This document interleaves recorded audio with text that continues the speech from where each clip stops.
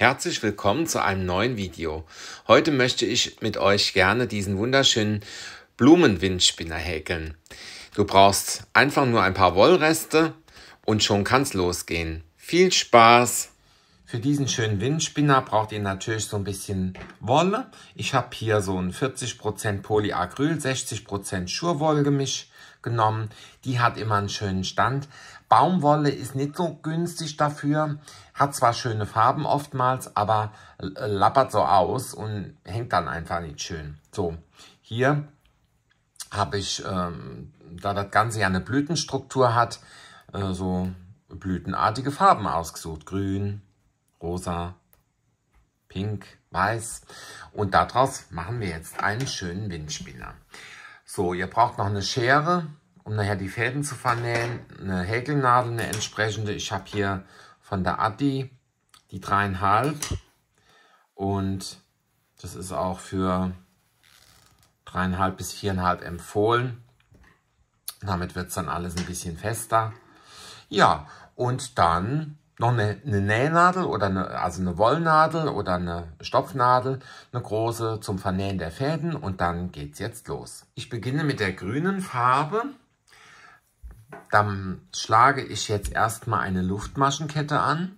Dazu mache ich hier so eine Fadenschlaufe auf meinen Fingern und mache so einen einfachen Knoten, indem ich den Faden da durchziehe und zuziehe. Es gibt auch andere Möglichkeiten, das zu machen, aber ich mache es halt so.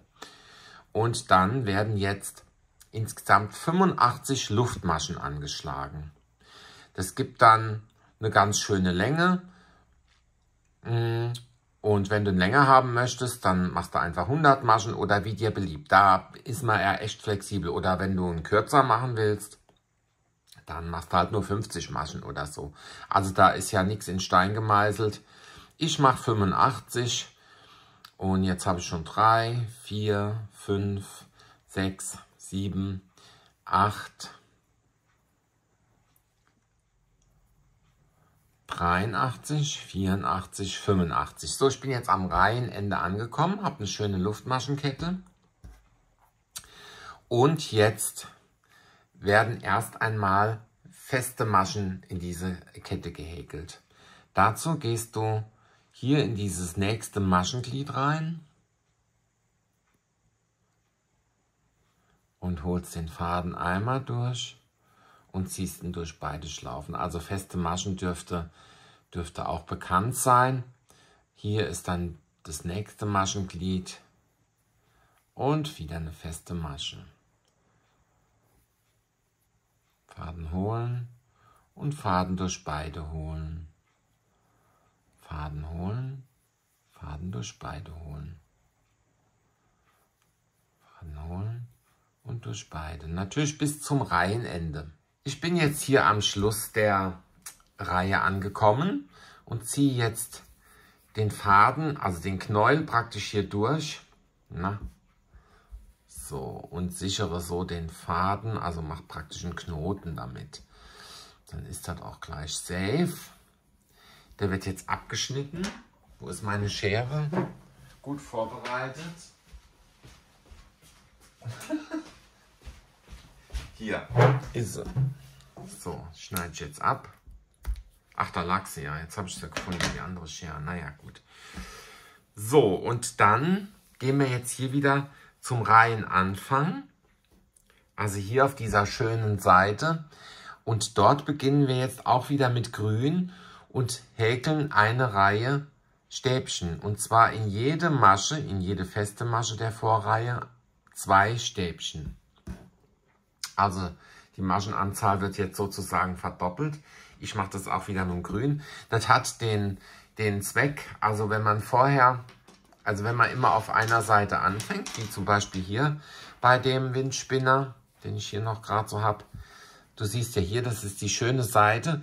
Da habe ich immer von rechts angefangen. So, das ist ein halbes Stäbchen zum Beispiel. Hier sind ganze Stäbchen und hier nochmal so eine Abschlussreihe. Hier habe ich immer von rechts angefangen. Dann hast du halt dieses schöne Maschenbild. Hier unten drunter das Maschen, also ich sage immer, das ist die unschöne Seite, ne? Und deswegen häkeln wir nicht hin und her, sondern immer von Anfang bis bis Ende von einer Seite. Ich mache jetzt hier wieder so eine Fadenschlaufe und mache mir einen Knoten. Und dann beginne ich mit einem Doppelstäbchen, doppelten, also Stäbchen halt. So, und zwar ein stehendes Stäbchen, das wollte ich sagen. Das mache ich so. Ich habe jetzt hier die Schlaufe auf der Nadel, den Knoten, und gehe von unten nach hinten um den Faden rum und halte hier das ganze Konstrukt so fest. Ich zeige es nochmal so. Also hier und drumherum, unten drunter. Wo ist jetzt die schöne Seite hier? Da müssen wir ein bisschen aufpassen. Und dann gehe ich jetzt hier schon in die erste Masche rein, ziehe einmal den Faden durch, ziehe das hier ein bisschen stramm und jetzt sieht das schon aus wie bei einem Stäbchen. Das ist ja auch ein Stäbchen. Ich ziehe jetzt den Faden hier einmal durch und ziehe ihn nochmal durch. Und so hast du ein stehendes Stäbchen gemacht. Du kannst natürlich auch ja, drei Steigeluftmaschen machen, ne? Das geht natürlich auch. So, und jetzt mache ich hier in dieselbe Masche gleich wieder ein Stäbchen rein. So. Und dann kommt schon die nächste Masche.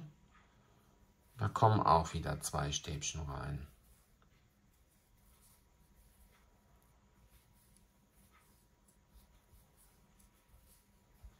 Und die nächste Masche auch wieder 2. So geht es jetzt weiter bis zum Ende dieser Reihe. Dann schneiden wir wieder, also holen wir den Faden wieder durch und schneiden ihn ab und beginnen dann wieder hier vorne mit der nächsten Reihe. Ich habe jetzt mal hier schon mal so ein Stück gemacht und da sieht man schon, wie schön sich das so eindreht zu einer Spirale so, oder so einem Ringelschwänzchen, und das ist auch gewollt so. Und das machst du jetzt bis zum Ende der Reihe weiter.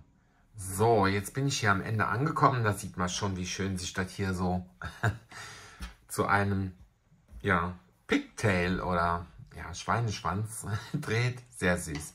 Also hier hinten am Ende ziehe ich jetzt wieder den Knäuel durch und schneide das Ganze ab. So, na, hängt es da drin? Okay, da habe ich auch wieder meine kleine Schere gefunden in meinem ganzen Wust. Zack, weg damit. Und jetzt beginnen wir wieder hier vorne. So, und zwar machen wir jetzt mit der rosafarbenen Wolle, die habe ich mir hier mal auf so einen Knäuel gewickelt, machen wir auch wieder eine Fadenschlaufe und einen Knoten. Oder wie auch immer du den Knoten machst. Und machen auch wieder ein stehendes Stäbchen.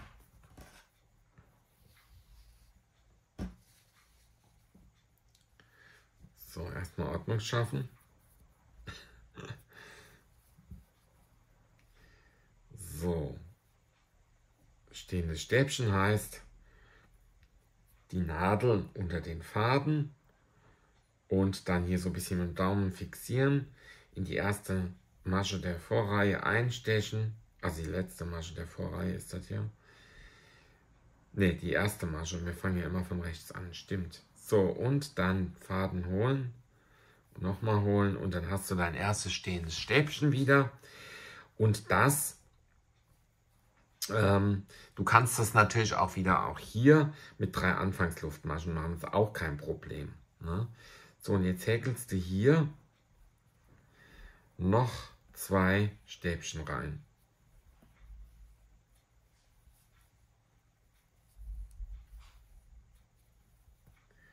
So, dann hast du 3 Stäbchen in der ersten Masche. Jetzt wird eine Luftmasche gehäkelt und hier unten wird eine Masche übersprungen. Also hier, ja, diese nächste Masche wird übersprungen und wir stechen erst mit einem Stäbchen wieder in die darauf folgende Masche ein, sodass da praktisch eine kleine Lücke entsteht. So, siehst du es? Also oben eine Luftmasche, unten eine überspringen. So wie beim Filet-Häkeln. Und in diese Masche machen wir jetzt natürlich wieder 3 Stäbchen hinein. Das ist das Muster für die ganze Reihe. Eine Luftmasche, eine überspringen, Stäbchen in die darauf folgende Masche. Noch eins. Und ein drittes. So, oben wieder eine Luftmasche, unten eine Masche überspringen und in die nächste Masche 3 Stäbchen arbeiten. So, also jetzt wirst du das bis zum Reihenende fortfahren und da sieht man schon, wie schön sich das dreht. Das ist ja so ein bisschen Granny-Style, ne? Diese Blüte wird die. Und einfach so weitermachen. Immer eine unten überspringen und in die nächste dann 3 Stäbchen häkeln und oben auch eine Luftmasche machen. Diesen Zwischenraum brauchen wir nachher für die Blütenblätter. So, am Ende der Reihe angekommen, habe ich jetzt hier meinen Faden wieder durch die letzte Masche gezogen. Solltest du eine Masche vorher, also kann ja sein, wegen deiner Maschenanzahl, die du hast, fertig sein, dann ist das auch nicht schlimm, das fällt dann auch gar nicht auf, dann hörst du halt eine Masche vorher auf.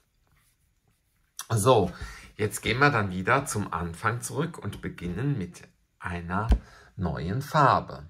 Da habe ich mich für die schöne pinkfarbene hier entschieden und da mache ich dann jetzt auch erstmal eine, Moment, wo ist der Anfang? Eine Schlaufe, wie gehabt. Du machst es, wie du es kennst oder möchtest. Und ich mache jetzt hier diesen Knoten. Und dann beginne ich jetzt erstmal, ich überhäkel jetzt hier diese Maschen mit festen Maschen. Ich gehe also hier ganz normal rein und häkel mir jetzt erstmal eine feste Masche. Mache dann in die zweite Masche auch eine feste Masche. Und dann habe ich ja hier noch eine Masche übrig. Die überspringe ich jetzt und häkel hier in diesen Bogen rein. Ich mache es mal ein bisschen näher. So, du hast ja hier diesen Bogen mit der Luftmasche aus der Vorher, also diesen Zwischenraum. Da häkelst du jetzt ein halbes Stäbchen hinein. Gefolgt von einem ganzen Stäbchen. Gefolgt von einem Doppelstäbchen.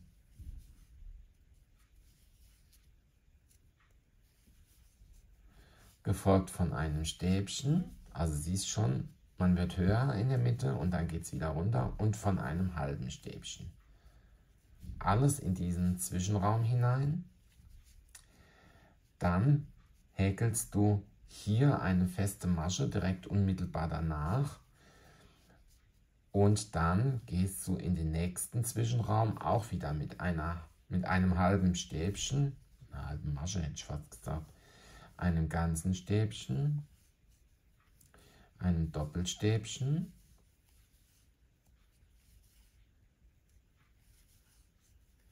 einem Stäbchen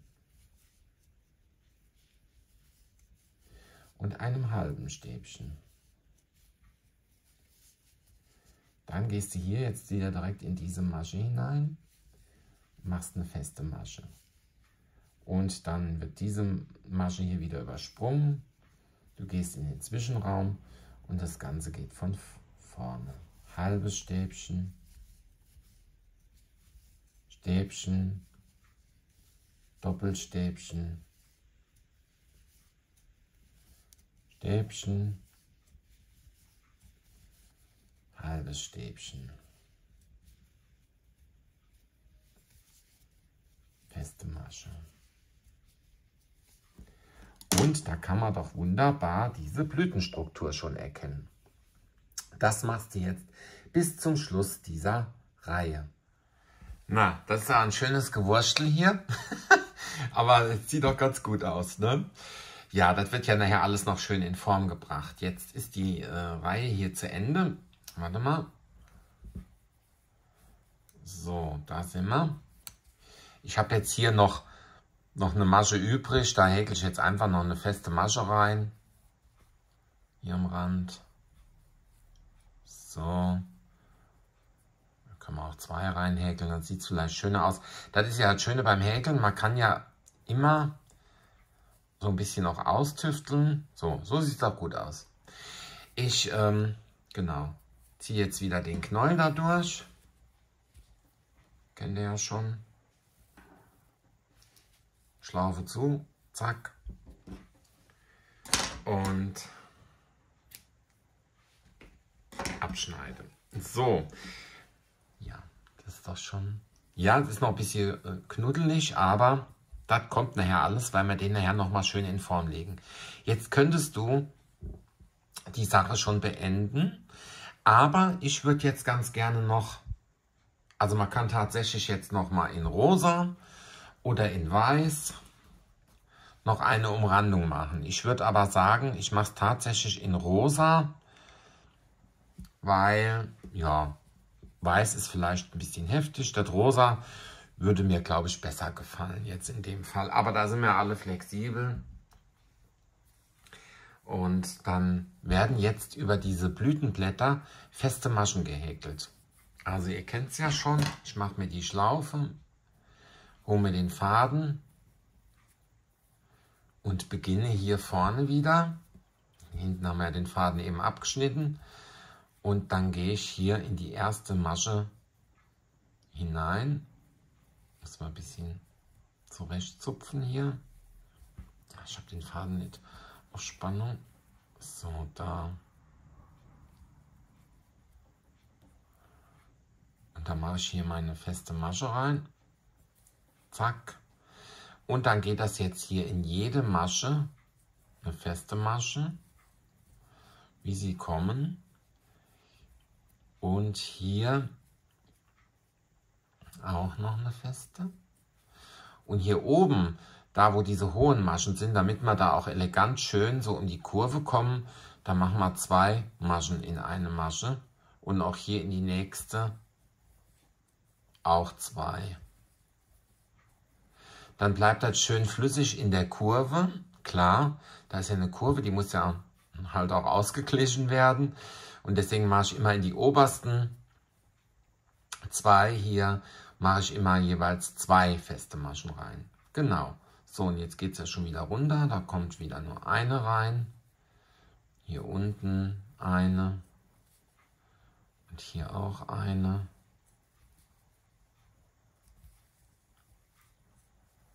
So, jetzt sind wir oben wieder angekommen. Dann mache ich zwei Maschen rein. Und in die nächste auch. Zwei. Und dann wieder eine.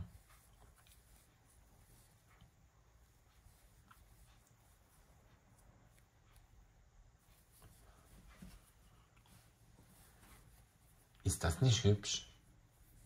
Richtig schön. Ja, gut. Und das machst du dann jetzt bis zum Reihenende, wie immer.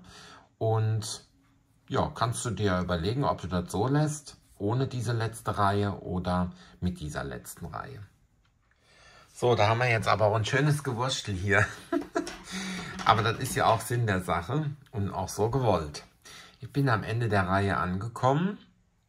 Wie immer ziehe ich jetzt den Wollknäuel durch die Schlaufe.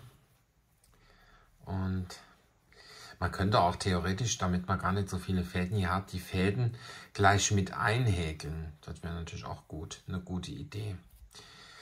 Ja, und so sieht das jetzt aus. Sehr schön. Ich werde jetzt mal die Fäden vernähen. Genau, das machen wir jetzt mal als erstes. Ich habe hier so eine Wollnadel und damit fädel ich einfach mal den Faden ein und zeige einfach mal kurz, wie ich das mache. Ich steche hier einfach kurz so in diese Fäden einfach rein, in diese gehäkelten Fäden. Hier einmal so ein bisschen die zurückgehen, hinter den Faden. Das muss ja jetzt auch nicht großartig irgendwie mega bombenfest vernäht sein, weil es ist ja kein Kleidungsstück, was man trägt. So, und das ist es dann auch schon. Ne? Nochmal hier einmal kurz zurück. Vielleicht so ein bisschen da drunter her, wie man gerade so durchkommt. Und dann abschneiden und fertig. Ne? Das ist, also das reicht völlig aus. Ne? So, machen wir mit dem Rest auch noch. Genau, und das machst du jetzt auch. Ich habe jetzt alle Fäden vernäht. Und so sieht das Ganze jetzt aus. Um das schön in Form zu bringen, dreht man diese Spirale jetzt einfach so schön ein, schön gleichmäßig. Und dann sieht das gleich richtig gut aus. So, immer ein bisschen nachgeben hier. Ich zeige euch jetzt einfach mal kurz. Na, das ist jetzt nicht so gleichmäßig, aber ist jetzt auch nicht so schlimm. So, und dann schön diese Spirale so auseinander.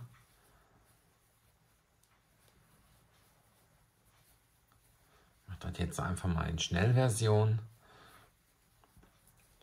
dass du siehst, worauf es auch ein bisschen ankommt.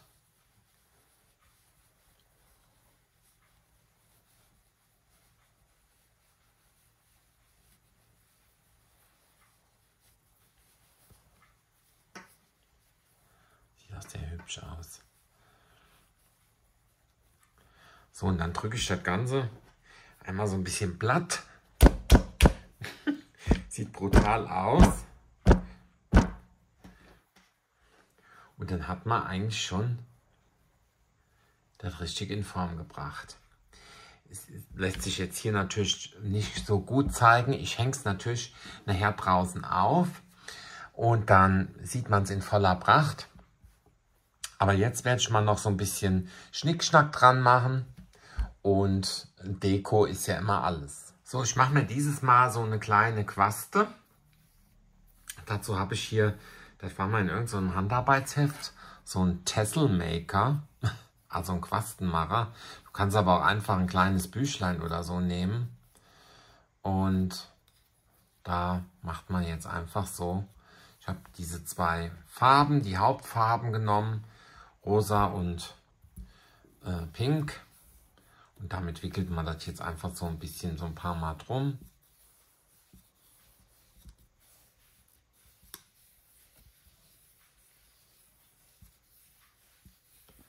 Das ist eine ganz einfache, aber auch schöne Sache, die ein bisschen was hermacht.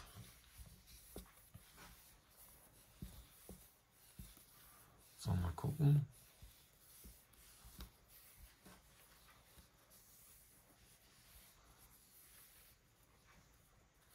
So, ich schneide jetzt einfach den Faden hier unten mal ab oder die Fäden und dann mache ich mir hier so einen Faden von dem Rot noch ab, von dem Pink noch ab.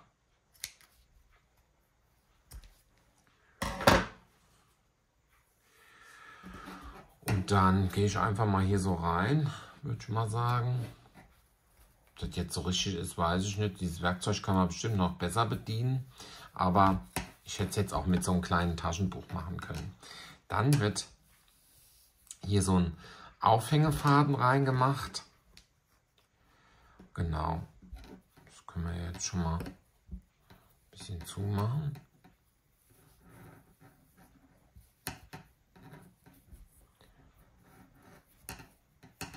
Ich weiß jetzt gar nicht, wie oft ich da rumgewickelt habe. 15 Mal oder so. Also so, dass es eine schöne Dicke hat. Jetzt schneide ich das, jetzt ziehe ich das runter und dann schneide ich das unten auf.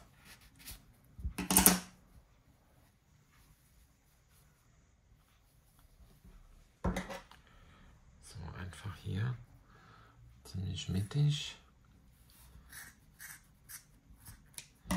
Den kann man ja noch frisieren.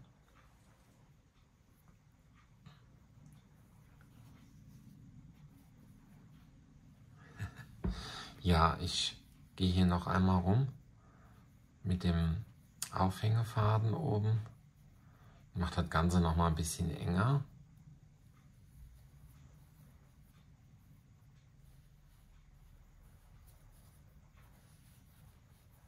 Oder reicht das schon? Das reicht schon. Ich brauche jetzt noch einen Faden, um die Quaste etwas abzubinden.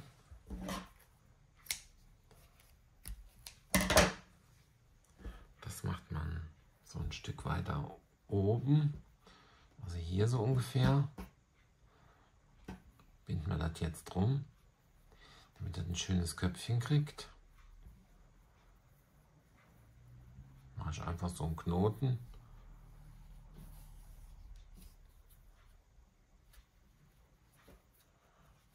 Mache das vielleicht noch mal so rum.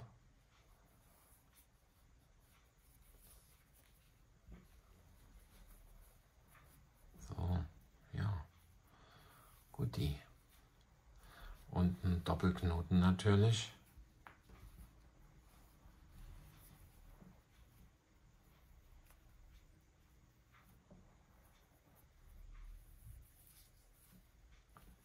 Ja, sehr schön. Die Fäden kann man ja mit dran lassen. Und jetzt, das sieht ja echt süß aus.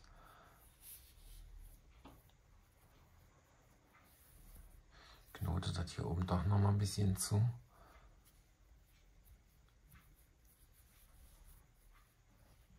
So, und noch ein.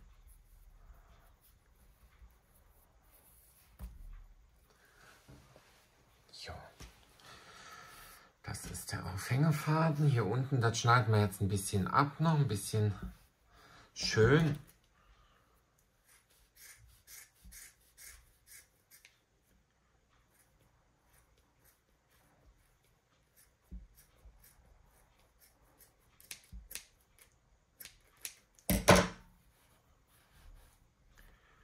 Ja. Und dann haben wir jetzt gleich ein schönes Dekoteil für unten dran. So, ich habe jetzt hier noch ein paar Perlen gefunden, habe die Quaste auf eine Nadel gefädelt, also den Faden. Und jetzt kann man schön noch so ein paar Perlen auffädeln.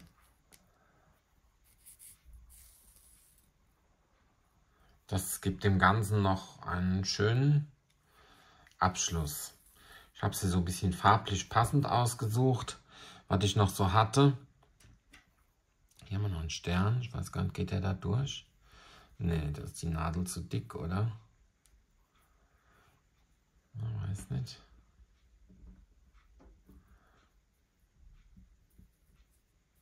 Nee, das geht nicht. Das steckt fest. Dann tun wir den zur Seite. Dann haben wir noch mehr. Zum Beispiel eine Holzperle. Dann nochmal hier so eine perlmuttfarbene. Das ist nochmal pink. Rosa, so, ja. Jetzt nochmal weiß. Hier ist auch noch so eine etwas größere, die nehmen wir auch noch. Ja, passt durch. Und den nehmen wir nochmal weiß. Und noch ein Holzperlchen. Und noch ein rosafarbenes. So, ich glaube, das reicht. Das sieht auch ganz nett aus. Die drei tue ich jetzt noch weg. Clear. Und dann hole ich mir den Windspinner herbei. Das ist die obere Seite. Und das ist die untere Seite. Und es kommt natürlich unten hin, logisch. Ich ziehe hier mal, hier ist die Unterseite. Ne? Da wird es dann jetzt festgenäht. Ich ziehe jetzt mal einen Faden raus aus der Nadel. Und gehe mit dem hier an dieses grüne Stück. Das ist ungefähr dann so die Mitte. Ne? Und Quatsch, warte mal, so von unten muss man es machen.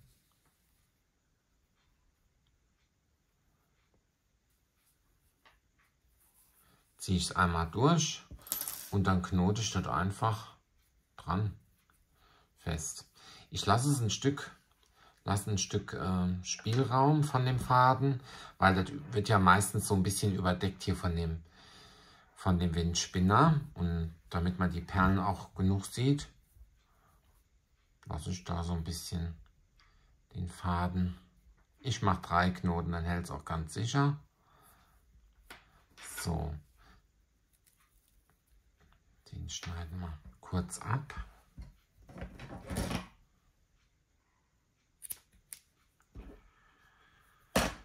Ja, so, und dann ist es auch schon fast geschafft. Ja, ich dachte, jetzt könnte man vielleicht ein bisschen hochziehen. Aber gut. Passt schon. Na? Okay, da hängt er. So, und jetzt zeige ich euch gleich draußen, wie schön er aussieht. Nee, stopp, wir müssen ja oben noch einen Faden machen zum Aufhängen. Man hätte am Anfang natürlich auch schlauerweise den Faden dran länger lassen können, ne?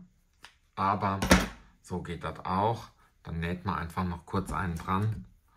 Da könnte man auch noch ein paar Perlen drauf fädeln.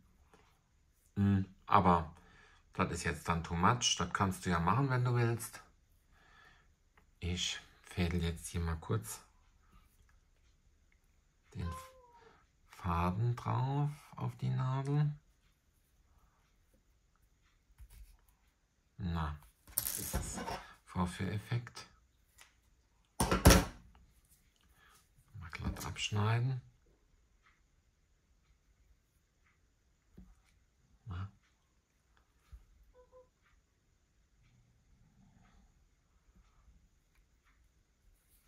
So, und dann wird jetzt hier einfach so der Aufhängefaden in dieses Grün reingemacht. Und dann hier so einen Knoten gemacht.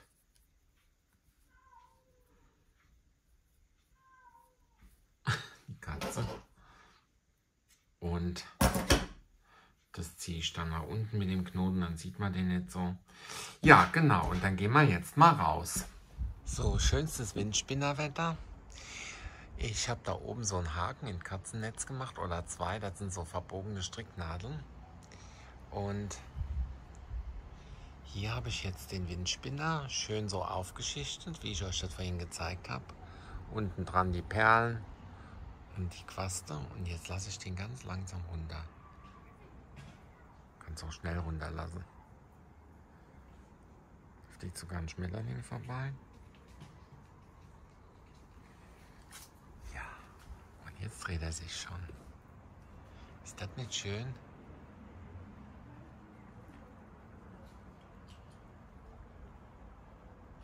Super.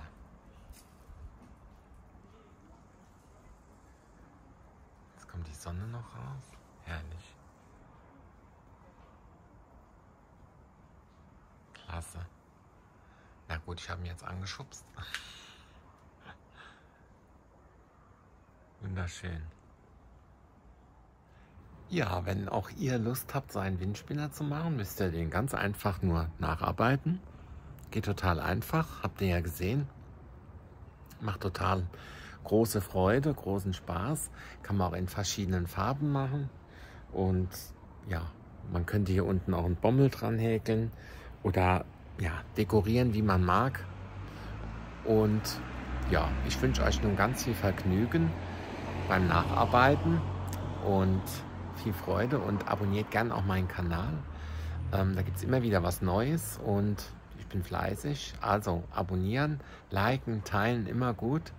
Und dann wünsche ich euch nun viel Spaß.